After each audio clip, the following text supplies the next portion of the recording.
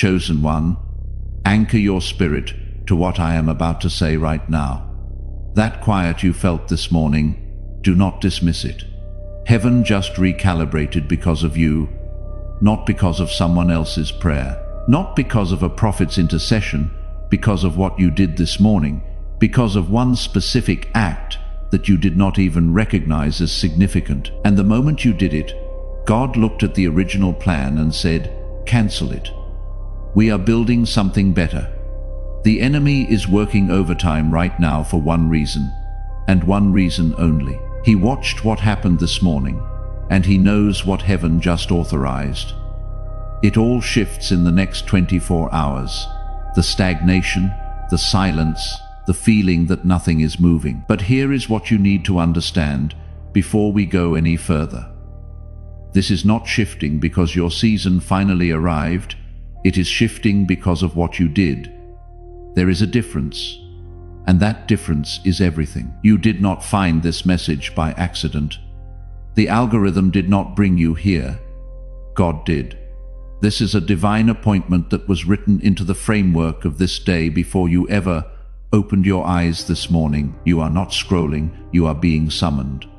Stay until the very last second, because in the next few minutes I am going to hand you the exact spiritual verdict that heaven issued this morning on your behalf. If something in you recognized this message before your mind could explain why, drop the words "I receive this" in the comments right now. That is not coincidence. That is your spirit responding to what heaven has already authorized over your life. I am going to show you the precise moment your act this morning functioned as a legal decree in the court of heaven. And at the end, I am going to give you the declaration that seals what God just authorized, so the enemy cannot touch it. Do not click away. Your future self is on the other side of this message, and if you leave before the end, you will walk out of this threshold without the verdict that was prepared specifically for you today. I know what the last 72 hours have felt like. It has not just been quiet. It has not just been quiet. It has been strange, like the atmosphere shifted and nobody told you why. Like you woke up this morning carrying something you could not name. Maybe you did something small this morning that you almost did not do. Maybe you chose patience when your first instinct was frustration. Maybe you prayed when you did not feel like it, when the words felt hollow and the ceiling felt like concrete. Or maybe you simply made a choice to get up and move forward. Even though everything in you wanted to stay still and surrender to the exhaustion that has been sitting in your bones for weeks now. You felt like none of it mattered. You felt like you were going through motions. You had no idea that what you did in that quiet moment this morning was being witnessed at a level far beyond anything you can see with your natural eyes. If that truth just landed somewhere deep in you, drop amen in the comments. Let heaven hear your agreement. You feel suspended right now, like you are standing between two worlds. The life you have been living and the life God has been preparing. And in that suspension, the enemy has been whispering a very specific lie into your thoughts. Listen carefully, because you have heard this lie today. He is telling you that your act this morning was insignificant. He is telling you that small obedience does not move heaven. He is replaying every delayed promise, every unanswered prayer, every moment this year where you did the right thing and nothing seemed to change. The accuser is using your own faithfulness as evidence against you. He is saying your consistency has not registered. He is saying God did not notice. But I need you to hear what the scripture actually says about this moment. Zechariah 4:10 says, "Do not despise these small beginnings, for the Lord rejoices to see the work begin." Listen to that. The Lord rejoices, not tolerates, not acknowledges, rejoices. Heaven does not grade obedience by size. Heaven responds to the posture of the heart behind the act. And what you carried into that moment this morning was not small. It was the posture of someone who chose God when it cost them something. And that kind of obedience does not go unnoticed. It goes into the record. It becomes evidence. It becomes the legal ground upon which heaven moves. If you want to keep receiving what God is releasing through this channel, subscribe now and turn on notifications. The next word in this series is already being prepared. Do not miss it. The heaviness you feel right now is not the weight of being forgotten. It is the weight of transition. It is the pressure that builds in a room right before every wall shifts. You are not standing in delay. You are standing in the final seconds before recalibration becomes visible. What you did this morning was not routine. It was not weakness.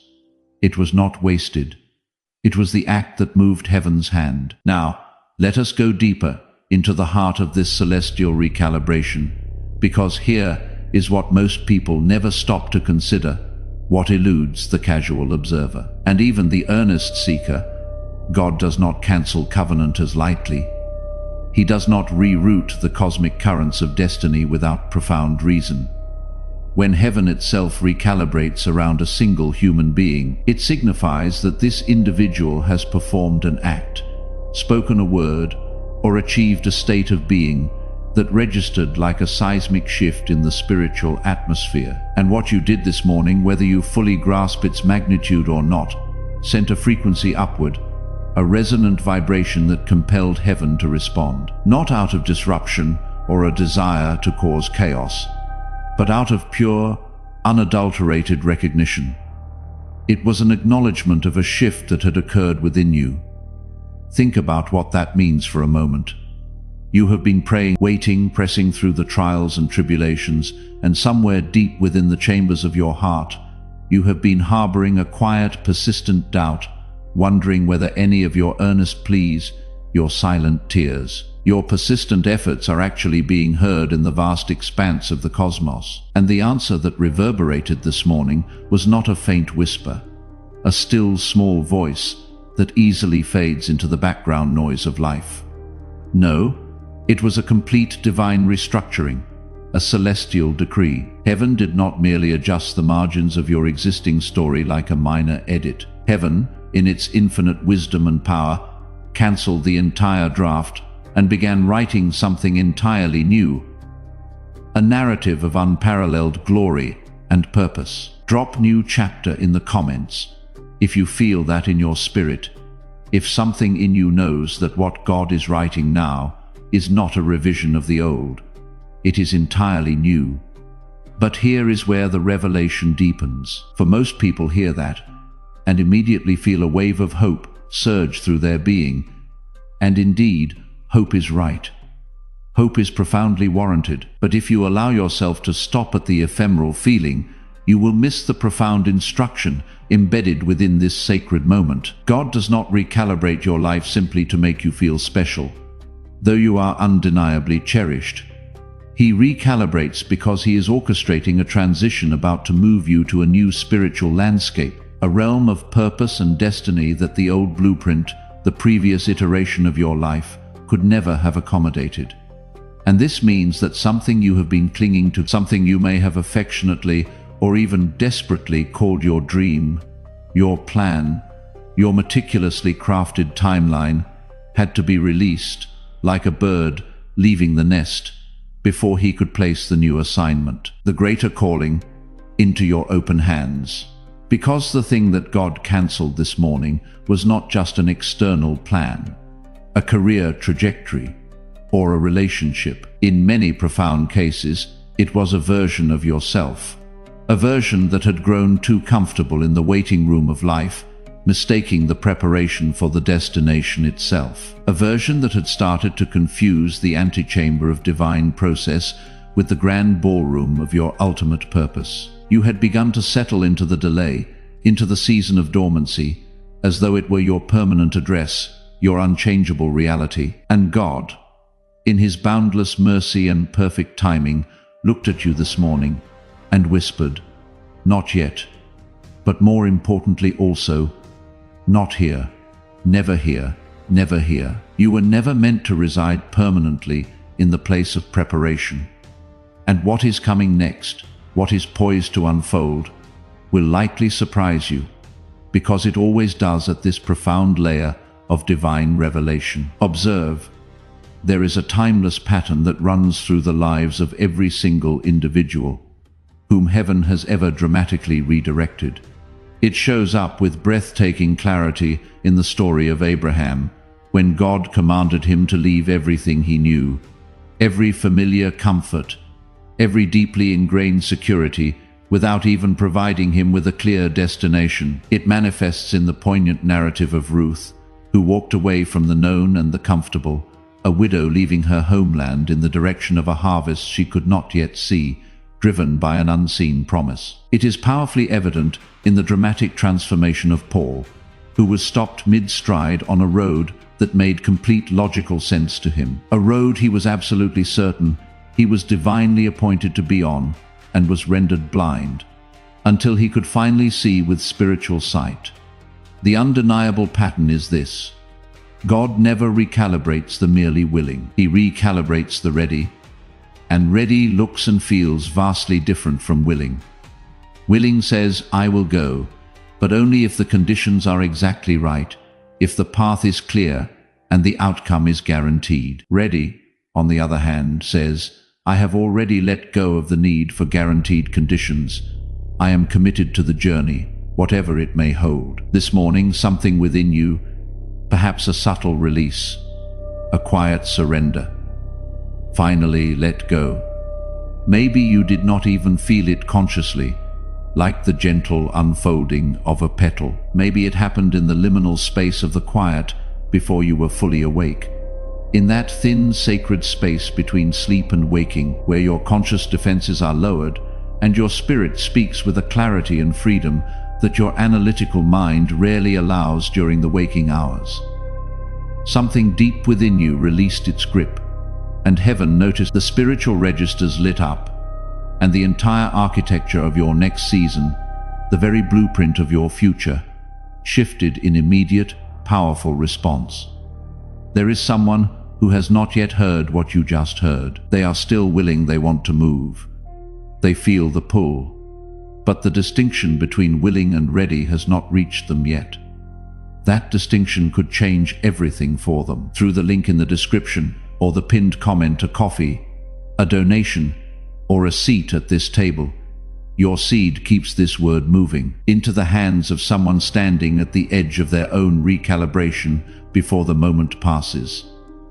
Plant it, heaven does the rest. Drop "I am ready" in the comments right now. Not because you have it all together, but because something in you has already let go of the need to. That declaration matters more than you know. But here is the part no one wants to hear. The truth that can initially feel like a harsh wind, and it absolutely needs to land with divine gravity before we go any further on this sacred path. The recalibration is not solely about what God is adding to your life, the new blessings, the expanded opportunities, the divine appointments. It is equally, and perhaps more profoundly, about what He is removing, and some of what He is actively removing right now with divine precision.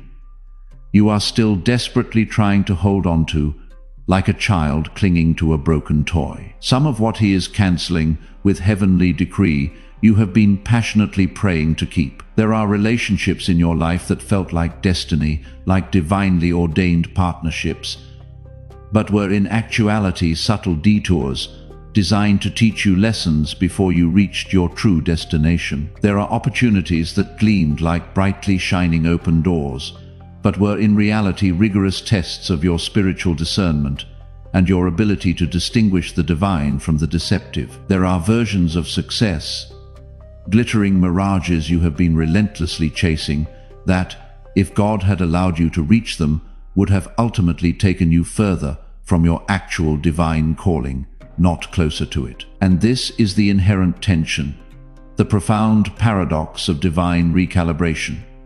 It does not always feel like a blessing when it initially begins. It often feels in the moment like a devastating loss. Stay with me, I implore you. Stay with me, God, to break the cycles of the past. Joseph understood this tension, this agonizing paradox, better than almost anyone in the sacred texts. He carried a dreamer, genuine, palpable, God-given dream. And for years after receiving it, everything that transpired in his life appeared to be the polar opposite of that dream coming true. His own brothers, those closest to him, stripped him of the coat of many colors, a symbol of his identity and his Father's favor, casting him into the darkness. He was thrown into a literal pit, a place of abandonment and despair, sold into slavery, his freedom and dignity ripped away, falsely accused, his character maligned, imprisoned, his potential confined. And yet, at every single point of apparent cancellation, of utter devastation, God was not absent. God was actively constructing. The pit was not a punishment. It was a powerful, albeit agonizing, preparation for the palace. If you have been in a pit that was actually preparation, drop 444 in the comments. In the language of heaven, 444 is the confirmation that what you are in the middle of is not the end of your story. It is the construction site of what comes next. But Joseph, trapped in the suffocating darkness of the pit, could not see the grand design.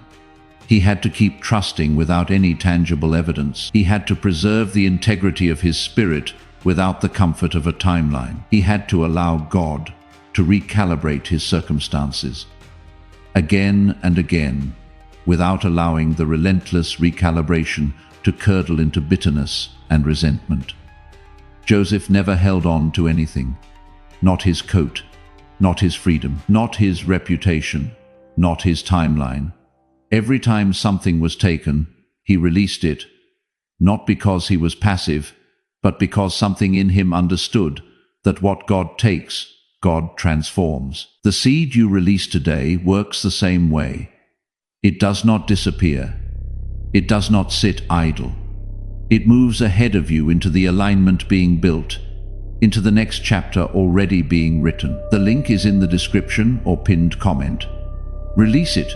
Trust what God does next. And this is precisely where I need to speak directly to someone watching this right now, to the one whose heart is resonating with this very struggle. You have been in a pit, perhaps not a literal pit of darkness and despair, but spiritually, in a place where your magnificent gifts were visible to all but tragically unused, where your divine purpose was deeply felt within your soul but remained frustratingly unexpressed, where the dream that God Himself placed within your core was vibrantly alive, but buried beneath layers upon layers of profound disappointment and deferred hope. And in your anguish you have been crying out to God, asking Him, why has not the breakthrough come yet? But the true question that heaven has been patiently waiting for you to ask, the pivotal inquiry that unlocks the next stage of your destiny, is not why has not it come. The real question is this: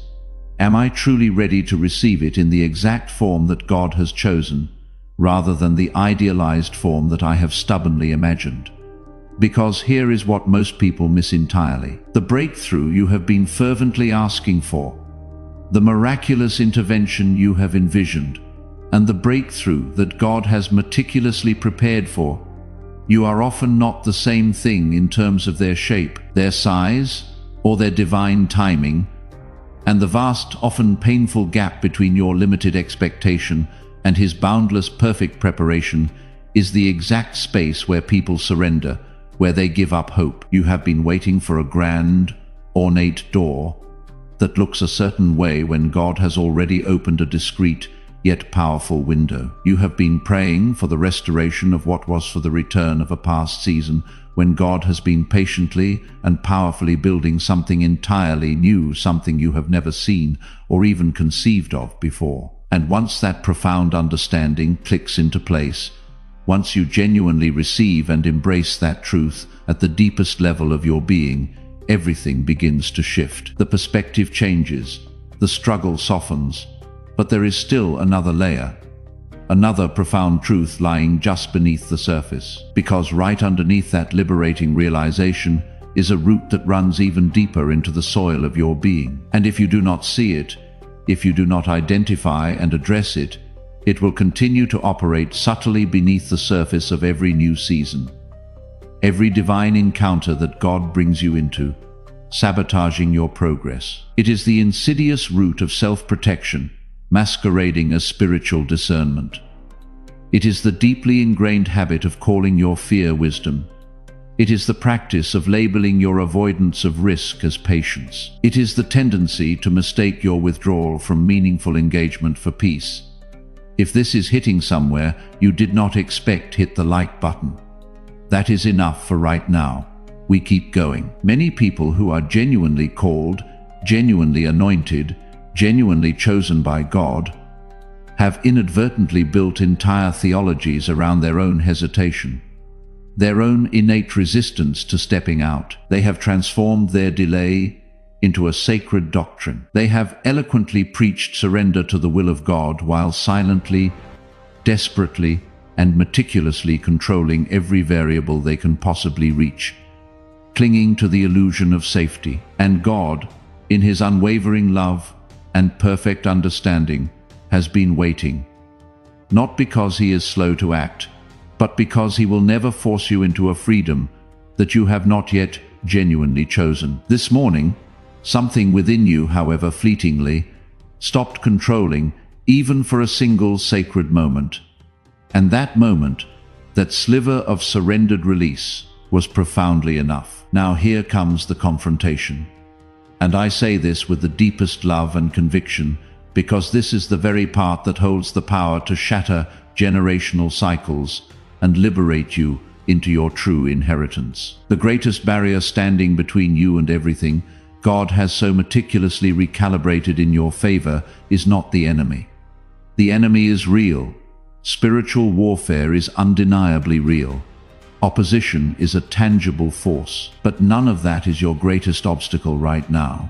It is the part of you that has been wounded so many times, disappointed so profoundly, so repeatedly, that you have inadvertently built a hidden wall around your heart. Not to keep God out, for He can breach any barrier, but to protect yourself from the devastating pain of hoping again at full, unrestrained strength. You've been believing cautiously, like someone tiptoeing through a minefield, trusting partially like a sailor with one hand on the rudder and the other clinging to the railing, surrendering, but always keeping one hand firmly on the outcome, just in case. And God is asking you right now, in this precise pivotal moment, to take that hand back, not to grab the outcome for yourself, but to lift it, trembling perhaps, in complete and utter surrender. Because here is the utterly unexpected truth, a revelation that reframes everything you have received today, everything you have experienced up to this point. God did not recalibrate heaven, did not orchestrate this monumental shift in your life because of how perfectly you performed or how flawlessly you behaved. He recalibrated because of how profoundly honest you became. It was not your flawless performance this morning that initiated this divine response. It was not your unwavering discipline, your consistent spiritual routines, or your perceived spiritual maturity. It was the moment of raw, unguarded honesty, the profound moment you stopped pretending to be okay when you were not, the moment you allowed God to see the actual, unvarnished condition of your heart. That was the celestial signal that heaven responded to, not the polished prayer delivered with perfect articulation, not the memorized declaration recited with practiced eloquence. It was the truth that lay underneath all of it, the authentic cry of your soul, the place within you that finally whispered with complete vulnerability, "I do not have this figured out. I desperately need you to carry what I simply cannot." That raw vulnerability, that sacred nakedness before the gaze of the Almighty, was the very catalyst that activated the recalibration. Heaven does not primarily move toward your perceived strength.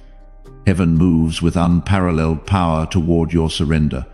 The same honesty that moved heaven this morning, bring it into your seed, not a performance, not a transaction. Just the same open-handed surrender that recalibrated everything. Bring into it the version of yourself that is ready, the door that is closest to opening, the season heaven has been building toward. The link is in the description or pinned comment. Release it, step into what is already in motion, and that, my friends, changes absolutely everything, because it means You do not have to arrive at your destination fully healed before God can begin to use you. You do not have to arrive at your calling completely whole before He can send you forth with divine purpose. You do not have to arrive with absolute certainty before He can establish you firmly in your destiny. He is building within you right now through this very moment of profound recognition and surrendered honesty, an unshakable foundation that will be more than strong enough to hold the immeasurable weight of everything He is about to release into your life. God is asking you right now, in this precise pivotal moment, to take that hand back, not to grab the outcome for yourself, but to lift it, trembling perhaps, in complete and utter surrender. Before the declaration drop, I release it in the comments. Let that be the first act of what you are about to speak into existence. Now I invite you to place your hand upon your heart, to feel the pulse of divine truth within you, and to declare this with me with every fiber of your being. I release the version of myself that survived by staying small. I release every agreement I have unconsciously or consciously made with delay, with doubt, with the insidious lie that I am too broken, too flawed, too unworthy to be chosen. I cancel every expectation I have built in my own mind without heaven's divine input or confirmation. And I open my hands wide and receptive to receive what God has actually perfectly prepared for me. I am not waiting for permission to step into my divine purpose, because that permission was eternally granted before I was even born. I do not carry the limiting labels that have been placed upon me by people who could not see what God sees, who could not comprehend the divine potential He has ignited within me. I walk forward today, not because I possess all the answers or have every step mapped out, but because I profoundly trust the one who does. My breakthrough is not coming in the future. It is already here. It is already moving. It is already intricately woven into the very fabric of this sacred moment. I am seen. I am known. I am exactly where heaven needs me to be in this present time and place. And from this day forward, I will not negotiate with fear. I will not perform for conditional love, and I will not shrink myself to make others comfortable with the magnitude of my divine calling. I am the chosen one for whom God recalibrated heaven, and I receive it fully, completely, and without apology. Now go forth and live like that truth is real, because it is.